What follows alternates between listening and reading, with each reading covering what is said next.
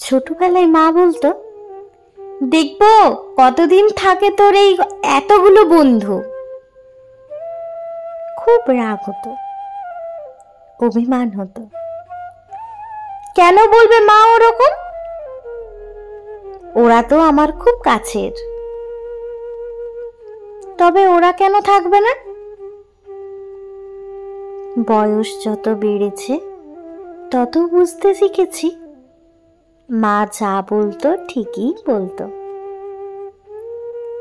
সময়ের সাথে সাথে একটা একটা করে বন্ধু পাতার মতো খসে গেছে জীবনের ডাল থেকে, যাদেরকে না দেখলে একটা দিনও কাটতে চাইতো না। আজ তাদের মুখের আদলটুকুও মনে পড়ে না। ঝাপসা, যাদের সাথে রোজ ফোনে কথা না বললে শরীরটা অস্থির লাগতো, আজ তারা সির্ফ মৃত নাম্বার হয়ে রয়ে গেছে। যাদের সাথে সবটুকু শেয়ার করতেই হতো তারা আজ ব্লক লিস্টে। যারা দুঃখে জড়িয়ে ধরেছিল তারাই ছুরি মেরেছিল সুনিপুণ ভাবে। যাদের সাথে আসর বসত মাসে যে কোনো একটা শনিবার,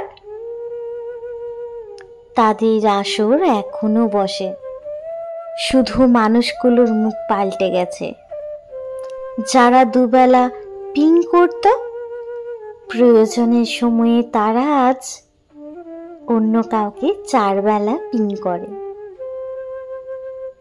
বেলা গড়িয়ে যত সন্ধে হয়েছে আমি বুঝতে শিখেছি বন্ধু শব্দটা সব মানুষের ক্ষেত্রে প্রযোজ্য নয়।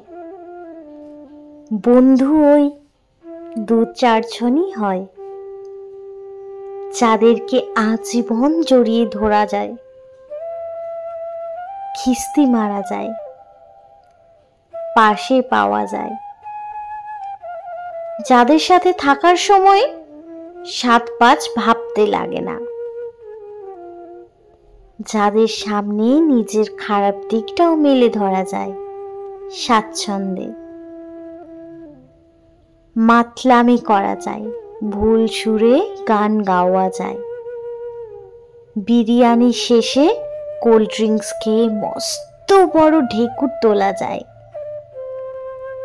যারা আমাদের পরিবার হয়ে যায়, যারা সামান্য ভুল বোঝাবুঝিতে কোনোদিন হাত ছেড়ে যায় না, যারা পিছনে খিস্তি দেয় না,